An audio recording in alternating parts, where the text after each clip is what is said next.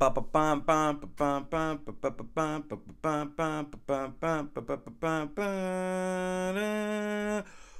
good? It's your boy Shay coming at you with another Road to Big Brother 20 hashtag BB20 update. As always, make sure you like this video, subscribe to the channel, and share this video everywhere that they are talking about Big Brother. Okay, before we get started, you know how we do.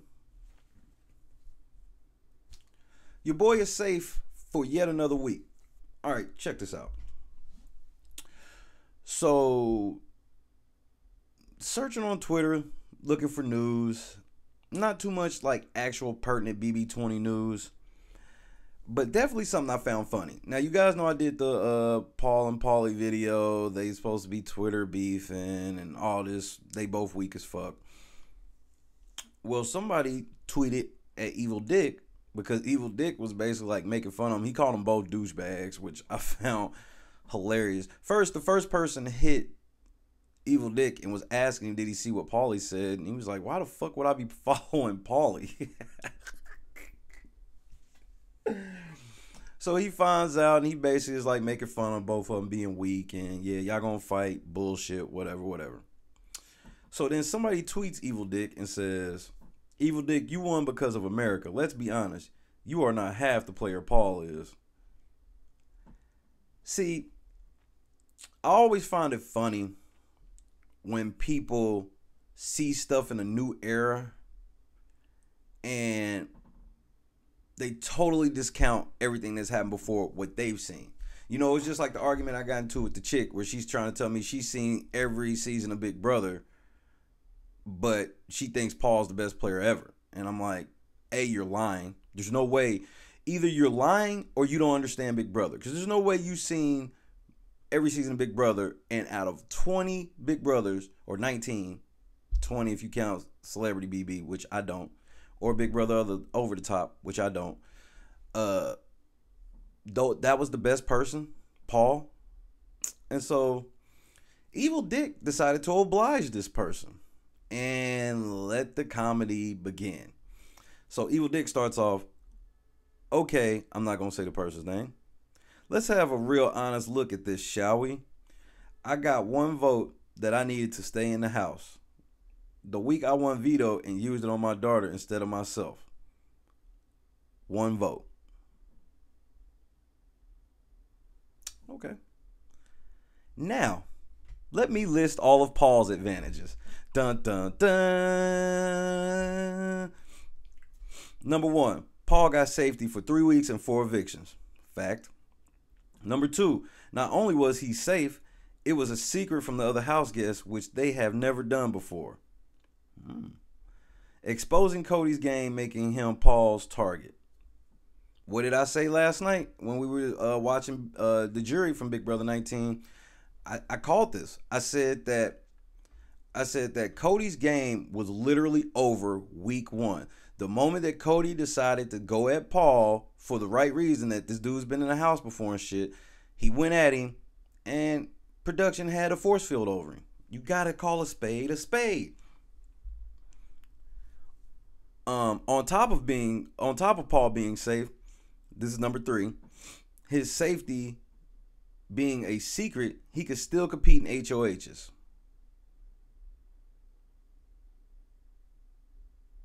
That's crazy. That's crazy. Number 4, friendship bracelets and the opportunity to interview people to give them to, basically giving him an alliance to start the game. Literally. I'm going to give you these friendship bracelets. You go in the parlor room and you sitting there and people, y'all don't remember that? People going in there one by one talking to Paul, trying to get a friendship bracelet from him. Because remember, that's how he built his alliance with Josh, is like, I'm going to build this alliance with you, but I don't want to give you a friendship bracelet, which I'd have never agreed to that shit. That's why Paul feels like, motherfucker, Josh was so not loyal to him or disloyal to him and all this shit. It's like, dude, from Jump Street, you never respected Josh as a peer. You respected Josh as nothing but like your little brother that you could use to get people to annoy you. So I don't feel sorry that he beat your ass in the end based off of that. You didn't even give Josh a friendship bracelet. But the friendship bracelets literally are an alliance. Because I'm not giving my enemy a safety bracelet, right? Number 5. The producers front-loaded the season with comps Paul had won on Big Brother 17. They also included a comp he hosted on BBOTT. That's Big Brother Over the Top for you that don't know. Remember how weird I was saying that was last season, where I'm like, this is weird that Paul's sitting here and he knows like the whole schedule. Well, OTEV should be coming up this time, and this time should be this, and there was really no surprises. Like, they knew what was coming all the time. They may not knew the exact shit, but they knew what was coming all the time. Number 5, the producers front. Oh no, I already read that. Number 6. Paul was asking everyone to throw him the HOH days before the HOH, and magically the producers put in the only HOH comp ever that other house guests could actually help another person win HOH. He's talking about the Candy Crush HOH. Remember the problems I had with the Candy Crush HOH?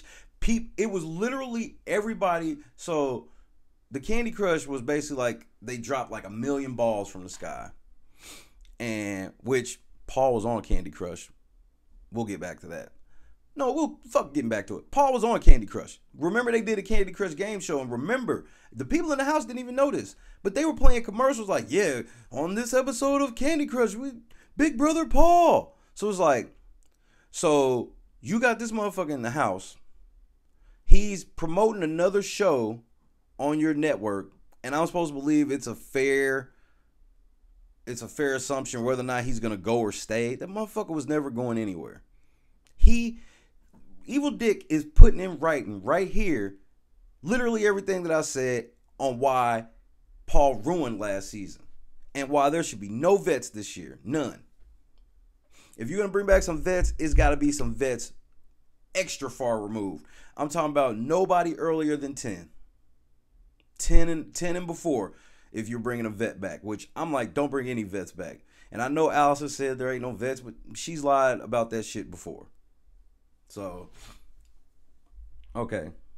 So, in the Candy Crush competition, the balls were coming from the sky, and you had to find a certain ball, and then when you get the certain ball, you get a chance to do the thing to get the HOH key or whatever. Everybody but Cody and Jessica were giving all of their all the ones they were fined for it, they were giving them to Paul. They literally threw that HOH to Paul. The Candy Crush HOH. Literally. And that's what he's talking about. Number 7. Casting Raven, who knew Paul prior to BB19, even after it leaked she was in the cast. That's another fact. She went to one of Paul's fucking concerts. It's not that just that like she met Paul, she knew Paul, which that's enough. Because I told you guys last year, like, when we talked about this before, there's a corner store by my house I go to basically every day, right? If I get in and the dude that works there, shout out Rupee, if I see him in the house, me and him are final 2 deal instantly. And you like, well, you talk to him every day. I mean, yeah, I talk to him, and the conversation is, what's up, man? Can I get one of those? Thanks. All right, man. See you tomorrow. That's it. But that's enough. This motherfucker went to a Paul concert and met Paul, had pictures with Paul, all this shit. And they put her in the house anyway. And where was Raven at on finale night? Ah, okay. Number 8, the coded letter from home about his dogs. Other house guests. Wow. Wow. Y'all say I be too hard on production sometimes. This man won the game before. He won. He's saying it. Number 9. Paul said on the feeds that the producers put the golden apple in the first comp for him. He did say that. Now, do I know if that's true? No.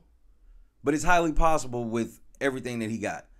pendant of protection, fucking pendant of protection. Then he got the friendship bracelets, all that shit. That's why, like, I was shitty. I was shitty at Dr. Will when Dr. Will was trying to tell Cody, was like, well, you guys had a power and all that shit. Man, fuck all of that.